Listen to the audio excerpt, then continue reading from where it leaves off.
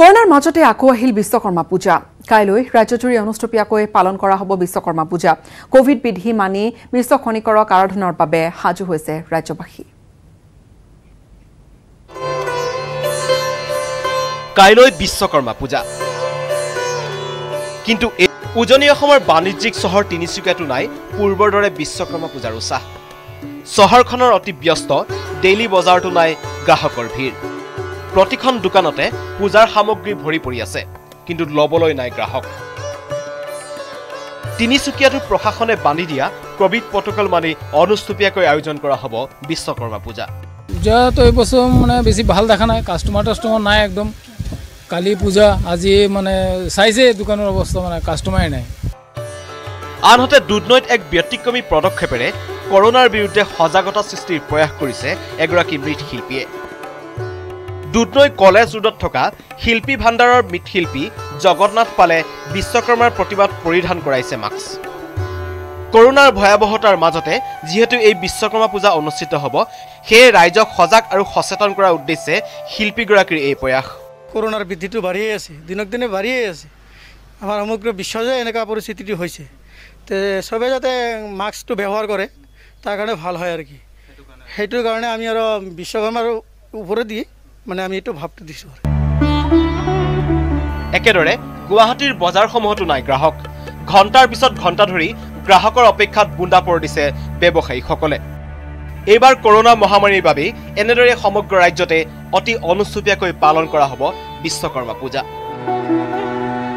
গুৱাহাটীৰ পৰা গুঞ্জন ভৰদ্বাজ তিনিচুকীয়াৰ পৰা উপাসনা গোস্বামী দুধনৈৰ পৰা অৰূপ নাথ কাজিৰঙাৰ পৰা Bitupan Bora news 18 Assam North East নিশা কলিয়াবৰৰ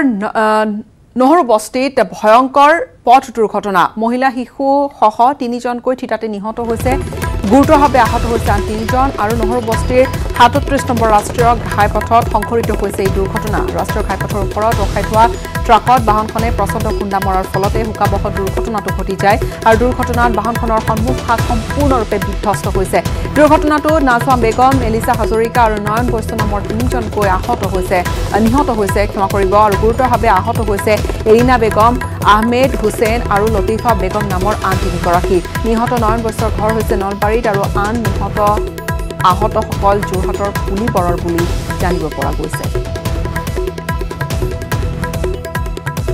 ভাৰত চীন সংঘাতক লৈ বিভ্ৰান্তি খুদ সদনতে দুই মন্ত্ৰীয়ে দিলে দুটাকৈ বিপৰীত ভাষ্য এজনে কয় যোৱা দিনকেইটাত চীনে বহুবাৰ সীমা উলংঘনৰ চেষ্টা কৰিছে আন এজনে কয় চীনে অনুপ্ৰৱেশৰ চেষ্টা কৰা নাই চীনে অনুপ্ৰৱেশ কৰা নাই দুদিনত দুগৰাকী মন্ত্ৰীৰ দুটাকৈ ভাষ্য কিন্তু নিঃসন্দেহে সাধাৰণ ৰাইজৰ মাজত সৃষ্টি কৰিছে কিছু বিভ্ৰান্তিৰ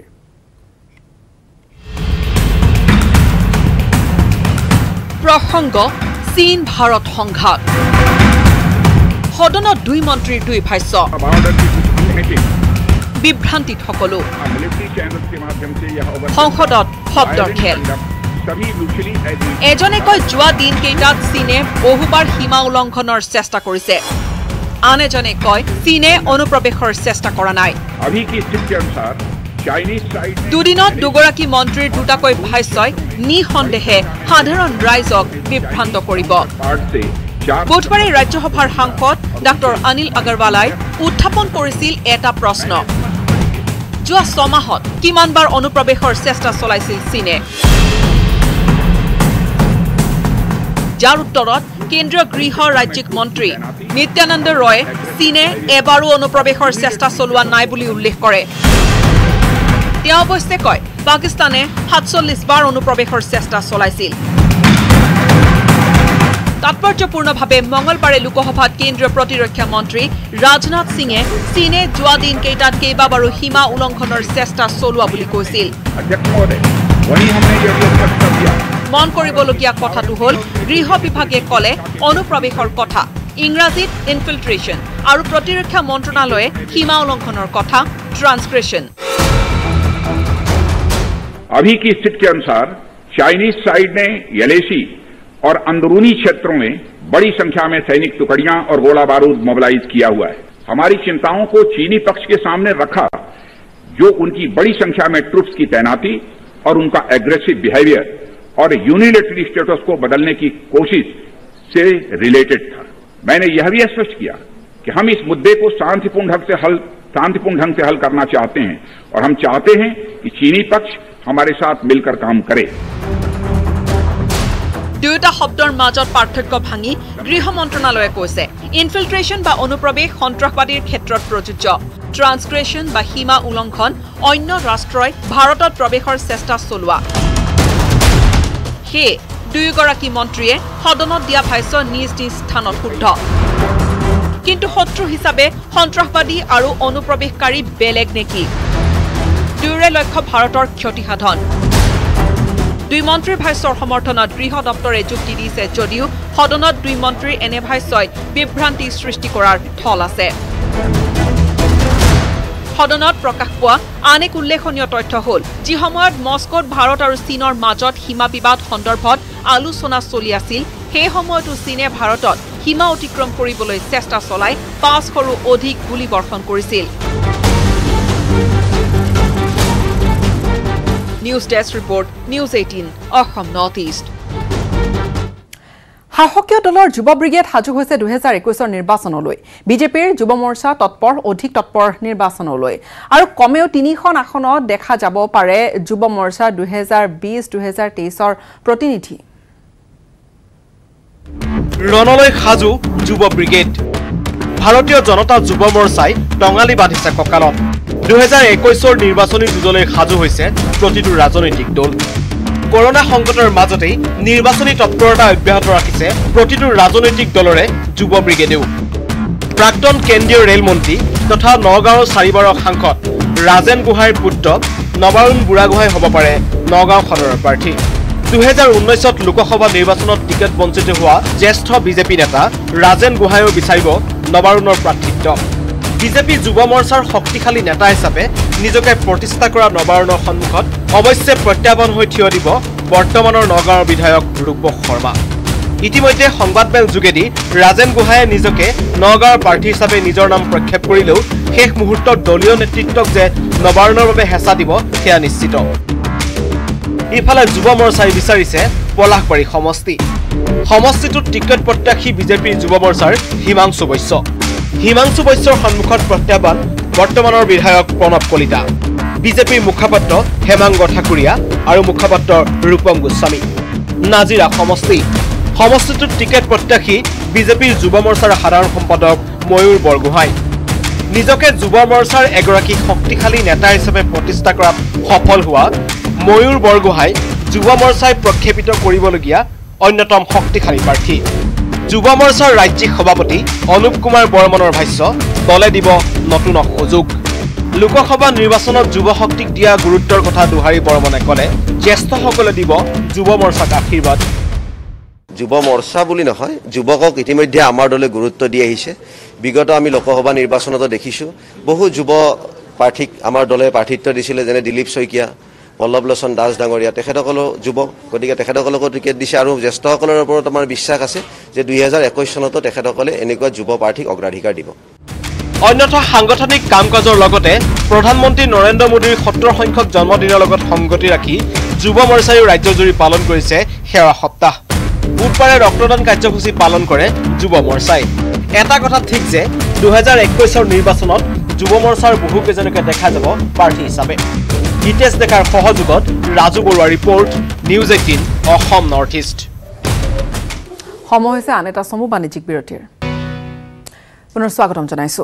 চৰকাৰী আঁচনিৰ বাবে হিতাধিকাৰীৰ বিলৈ মহামাৰী কৰোনাৰ ভয়াৱহতাৰ মাজতো আধাৰ কাৰ্ডৰ বাবে মহৰ কামুৰ খাই চৰকাৰী কাৰ্যালয়ত উজাগৰি নিশা কটাইছে উপায়হীন লোকে কিন্তু ক'ত সংঘটিত হৈছে এনে ঘটনা চাওক এই প্ৰতিবেদন আঁচনিৰ বাবে হিতাধিকাৰীৰ বিলৈ চৰকাৰী কাৰ্যালয়ত জনতাৰ উজাগৰি নিশা জনতাৰ দুৰ্দশালৈ ভূক্ষেপ নাই প্ৰশাসনৰ মহামাৰী কৰোনাৰ ভয়াৱহতাৰ মাজতো আধাৰ কাৰ্ডৰ বাবে একাংশ লোকে মহৰ কামুৰ খাই উজাগৰি নিশা কটাইছে শিৱসাগৰৰ খেলুৱা খণ্ড উন্নয়ন বিষয়াৰ কাৰ্যালয়ত চৰকাৰী আঁচনি লাভৰ আশাত আধাৰ কাৰ্ডৰ বাবে উজাগৰি নিশা কটাইছে বৃদ্ধ-বৃদ্ধায়ো আধাৰ কাৰ্ডৰ কাৰণে আহিছোঁ বৃদ্ধ পইচাৰ কাৰণে বৃদ্ধটো পূৰণ কৰিব বোলে নহ'লে দুটামান বজাতে আহিছোঁ। 2টা বজাত আহিলে এনেকৈ কেইবাদিনো ঘূৰি যাবলগীয়া হৈছে, অকল মই নহয় কোনো কৈছে বাৰু। তাৰপৰা আজি নাই বোলো সোনকালে আহোঁ, সেই বুলি ওলাই আহি মানে বাহিৰত থাকিলোঁ, কিন্তু অফিচৰ নিয়ম এটা আছে ন, সেইটোতো আমি কাম নহয়। তাৰপিছত সন্ধিয়া লগে লগে আমি ইয়াত মানে সোমাই দিলোঁ।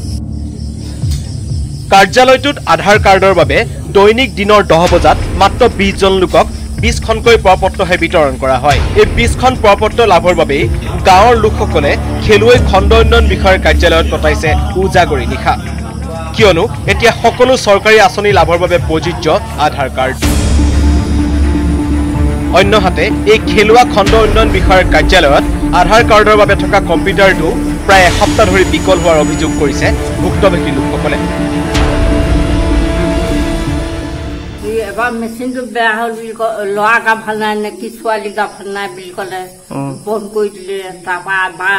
পোষ্ট মাষ্টৰণীয়ে এড্ৰেছটো ভুল কৰিলে, টাউনতো দিলোগৈ, টাউন ইয়াত দিয়াৰ কাৰণে টাউনত নিদিলেও গৈ ৰেচিপ্টখন ঘূৰাই দিলে, ইয়ালৈ পঠিয়াই দিলে। 8টা বজাত প্ৰথম দিনাখন 5টা বজাত আহিছে, নাপালো। সেইদিনাখন 8টা বজাত আহিছে, সেইদিনাখন নাপালো। মুঠতে আজিকালি 5 দিন হৈছে, কালি 6টা বজাত আহিছো ইয়ালৈ। মানে যেতিয়া নেকি বনি গ'ল আমিনো কি কৰিম ইয়াত, তাৰপৰা গুচি গ'লোগে। তাৰপৰা আজি সেইকাৰণে কালি নোহোৱাৰ কাৰণে আজি 1:30মান বজাত পালোহি নেকি। এতিয়া প্ৰশ্ন হয়, এইসকল 60 ঊৰ্ধৰ পুৰুষ মহিলাই আধাৰ কাৰ্ডৰ বাবে ভোকে পিয়াহে মহৰ কামোৰ খাই উজাগৰি নিশা কটোৱাৰ বাবে দায়ী কোন? ৰাজ্য চৰকাৰৰ ওচৰত আছেনে ইয়াৰ সঠিক উত্তৰ? নাজিৰাৰ পৰা নবুল Konwar, news 18 Assam North east. Kaziranga ৰাষ্ট্ৰীয় উদ্যানৰ সুৰক্ষাৰ বাবে এইবাৰ ব্যৱহাৰ কৰা হ'ব উন্নত প্ৰযুক্তিৰ ড্ৰোন। ৰাষ্ট্ৰীয় উদ্যানখনত ইয়াৰ পূৰ্বে ড্ৰোন ব্যৱহাৰ কৰা হৈছিল যদিও ইয়াত প্ৰয়োজনীয় সকলো সুবিধা উপলব্ধ নাছিল। এইবাৰ এই নতুন কৌশল। এই প্ৰতিবেদন আগবঢ়াই বিদায় লৈছো, ধন্যবাদ।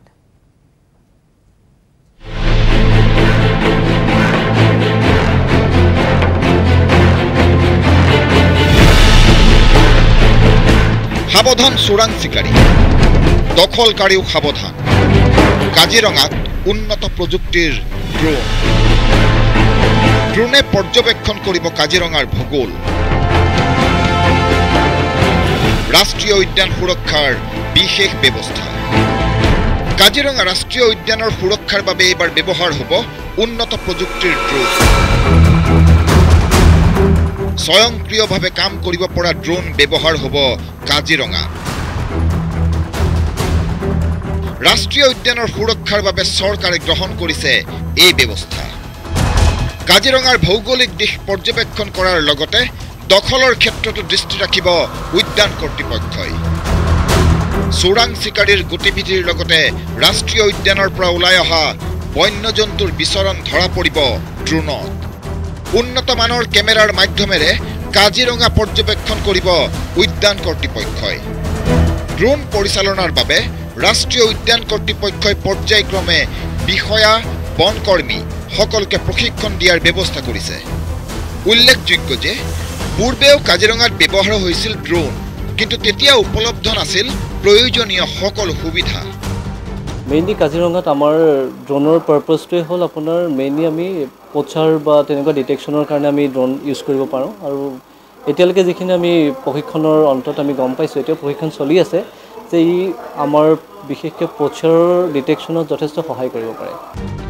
কিন্তু এই ড্ৰোন ব্যৱহাৰ কৰাৰ পিছত কাজিৰঙা ৰাষ্ট্ৰীয় উদ্যানত চোৰাং চিকাৰীৰ দপদপনি কিমান নিয়ন্ত্ৰণ হয় সেয়া ক'ব সময়ে।